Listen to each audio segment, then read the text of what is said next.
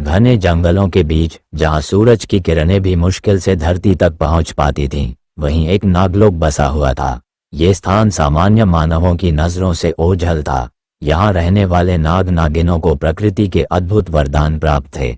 वे न केवल जहरीले और शक्तिशाली थे, बल्कि कुछ विशेष नाग नागिनें रूप बदलने की क्षमता भी रखती थीं। इस स्थान का सबसे बड़ा खजाना थी नागमणि, जो नागलोक को शक्ति और सुरक्षा प्रदान करती थी।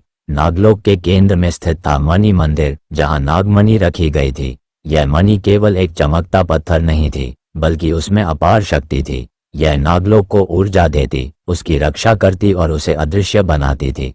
इस मणि की सुरक्षा का जिम्मा नागराज वासुकी और उनकी पत्नी नागरानी शेषकन्या के हाथों में था। वासुकी और शेषकन्या की एक पुत्री थी, नागिनी सर्पिका। वह नागलोक की सबसे सुंदर, बुद्धिमान और शक्तिशाली नागिन थी। उसकी नीली आंखें गहरे समंदर जैसी थीं और उसकी त्वचा काले सर्प के समान चमकती थी।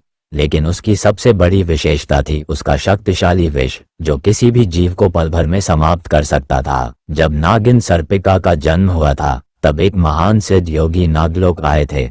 उन्होंने उसकी हथेली पर एक विशेष चिन्ह देखकर कहा था, यह कोई साधारण नाग कन्या नहीं है, इसका जीवन संघर्षों से भरा होगा। ये शक्ति और प्रेम दोनों का अनुभव करेगी, परंतु इसका भाग्य इसे एक महान युद्ध की ओर ले जाएगा। यह अपने वंश की रक्षक बनेगी और अन्याय का अंत करेगी। वासुकी और शेषकन्या को यह भविष्यवाणी समझ नहीं आई, लेकिन उन्होंने अपनी पुत्री को हर तरह की शक्ति और ज्ञान देने का निश्चय किया। नागलोक में सब कुछ शांतिपूर्ण चल रहा था। वहां के नाग नागिनें ध्यान और तपस्या में लीन रहते थे। वे जंगल के नियमों का पालन करते और प्रकृति की रक्षा करते। लेकिन इस शांति से अनजान, बाहर की दुनिया में एक भयंकर खतरा पनप रहा था। नागलोक से कई योजन दूर स्थित था अंगद राज्य, जहां राजा विक्रम सिंह शासन करता था। वह एक पराक्रमी योद्धा था, लेकिन उसमें असीमित लालच भी था। उसे हमेशा अपने राज्य की शक्ति बढ़ाने की भूख रहती थी। एक दिन उसके दरबार में एक तांत्रिक आया। वह बूढ़ा था, लेकिन उसकी आंखों में अजीब चमक थी। उसने राजा से कहा, राजन, तुमने अब तक कई युद्ध जीते हैं, परंतु क्या तुम सच में अमर बनना चाहते हो? राजा चौंका, अमरत्व संभव नहीं है। तांत्रिक हंसा, असंभव कुछ भी नहीं। नागलोक की नागमणि तुम्हें अमर और अपराजय बना सकती है। अगर वह तुम्हारे पास आ जाए, तो तुम सदा के लिए संसार के सबसे महान राजा बन जाओगे। राजा विक्रम सिंह के भीतर लालच की ज्वाला भड़क उठी।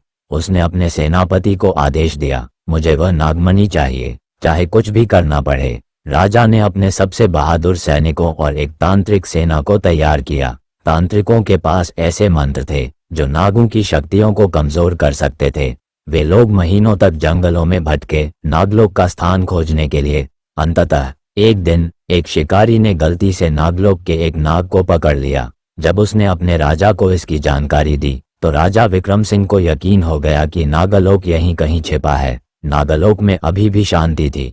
किसी को अंदाजा नहीं था कि एक बड़ा संकट उनके दरवाजे पर दस्तक दे चुका है। लेकिन नागराज वासुकी को यह एहसास होने लगा कि कुछ अनहोनी होने वाली है। एक रात जब सर्पिका ध्यान में लीन थी, उसे एक सपना आया। उसने देखा नागलोक जल रहा है, चारों ओर लाशें बिछी हैं और एक क्रूर राजा ठहाके लगा रहा है। उसकी मुट्ठी में चमकती हुई नागमणि है। सपना टूटते ही सर्पिका घबरा गई।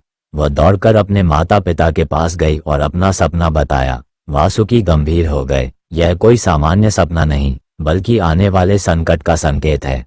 उन्होंने तुरंत नागलोक के सभी नाग नागिनों को सतर्क रहने का आदेश दिया। लेकिन क्या यह तैयारी पर्याप्त होगी? राजा विक्रम सिंह की सेना तांत्रिकों के साथ मिलकर नागलोक की ओर बढ़ चुकी थी। तांत्रिकों के विशेष मंत्रों और यंत्रों ने नागलोक की सुरक्षा को धीरे धीरे कमजोर करना शुरू कर दिया। जैसे ही सेना जंगल के करीब पहुंची, नागलोक में अजीब सी हलचल होने लगी। नागराज वासुकी को आभास हो गया कि संकट बहुत निकट है।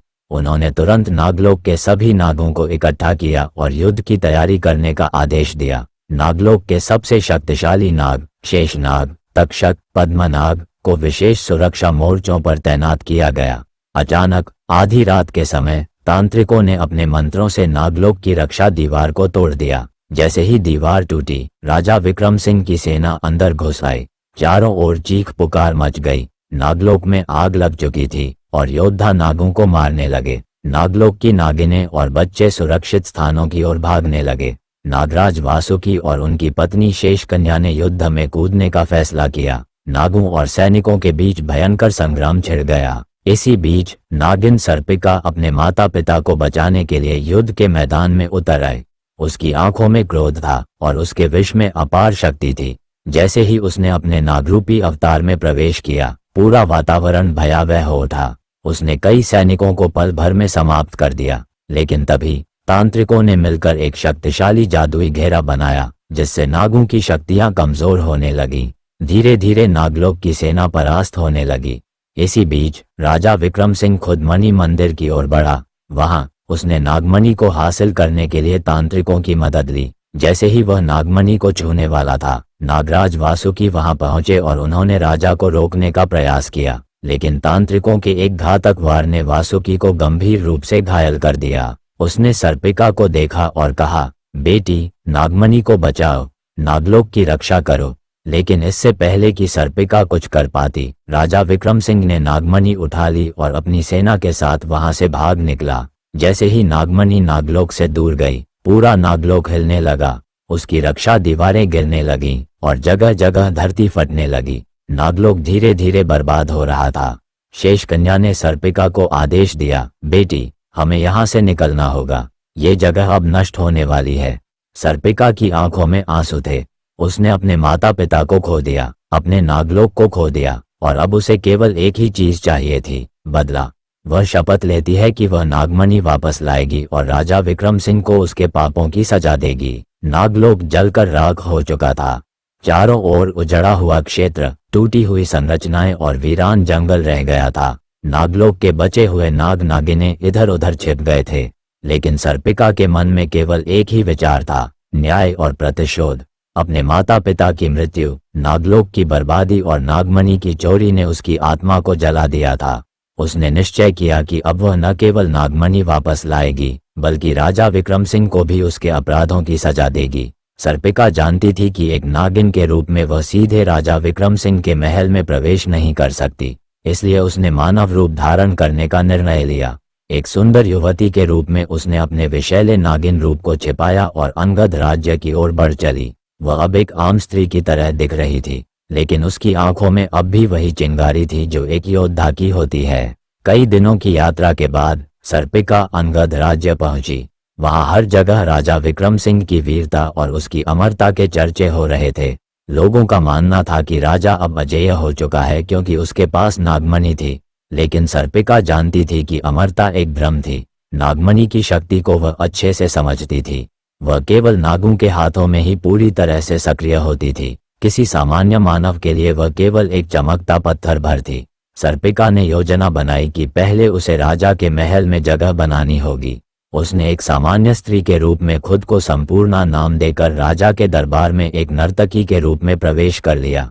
उसकी सुंदरता और नृत्य कला ने कुछ ही दिनों में राजा विक्रम सिंह को मोहित कर लिया। राजा को यह नहीं पता था कि यह वही नागिन है जिसे उसने सब कुछ छीनकर बेघर कर दिया था। धीरे धीरे सर्पिका राजा के करीब आने लगी।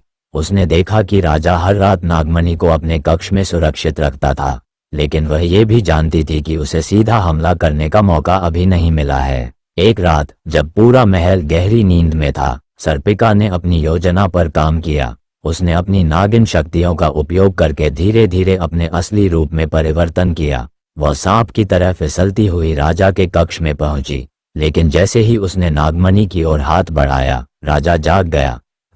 ये कैसे संभव है? राजा चौंक उठा। अब सर्पिका ने अपना असली रूप धारण कर लिया। उसकी चमकती हुई नीली आंखें और काले नाग का विशाल रूप देखकर राजा भयभीत हो गया। राजा विक्रम सिंह, सर्पिका गर्जी, तुमने मेरे माता पिता की हत्या की, मेरे नागलोक को नष्ट किया और मेरी नागमणि चुराई। अब समय आ गया है कि मैं तुम्हें इसकी सजा दूं। राजा ने तुरंत अपने तांत्रिकों को बुलाने की कोशिश की, लेकिन इससे पहले कि वे कुछ कर पाते, सर्पिका ने अपनी महाशक्ति का प्रयोग किया। महल में भयंकर युद्ध छिड़ गया। सर्पिका अकेली थी, लेकिन उसकी शक्ति किसी भी योद्धा से अधिक थी। उसने अपने विषैले फनों से कई सैनिकों को ढेर कर दिया। तांत्रिकों ने उस पर मंत्रों से हमला किया, लेकिन वह इतनी शक्तिशाली थी कि उनके सभी प्रयास निष्फल हो गए। अंततः राजा विक्रम सिंह खुद सर्पिका से लड़ने के लिए आगे आया। उसने तलवार उठाई और सर्पिका पर वार करने की कोशिश की, लेकिन सर्पिका ने अपनी नाग शक्ति का उपयोग करके उसे पकड़ लिया। अब तुम्हारा अंत निश्चित है, राजा विक्रम सिंह। ये कहते हुए उसने राजा को डस लिया। राजा विक्रम सिंह की आंखें भय से फटी रह गईं। नागिन का विष उसकी नसों में फैलने लगा। वह तड़पने लगा और कुछ ही क्षणों में उसकी मृत्यु हो गई। अब सर्पिका ने नागमणि को अपने हाथों में लिया। जैसे ही नागमणि ने उसकी ऊर्जा को महसूस किया, वह पुनः जागृत हो उठी और चमकने लगी। अब समय था नागलोक को पुनर्जीवित करने का। सर्पिका नागमणि को लेकर वापस जंगल की ओर गई। उसने नागलोक की पवित्र भूमि पर कदम रखा और मंत्रों का जाप करने लगी। धीरे धीरे नष्ट हुआ नागलोक पुनः जीवित होने लगा। नाग नागिनें वापस प्रकट होने लगे। महल फिर से खड़ा हो गया। नागराज वासुकी और शेष कन्या की आत्माओं ने आशीर्वाद दिया और नागलोक की खोई हुई शक्ति वापस लौट आई। अब सर्पिका को अपने कर्तव्य का बोध हो चुका था। वह नागलोक की नई रानी बनी और प्रण लिया कि अब कोई भी बाहरी शक्ति नागलोक पर हमला नहीं कर पाएगी। इस प्रकार सर्पिका ने न केवल अपने माता पिता का बदला लिया, बल्कि अपने वंश की रक्षा भी की। नागलोक फिर से सुरक्षित था और नागमणि अपनी असली जगह पर लौट आई थी।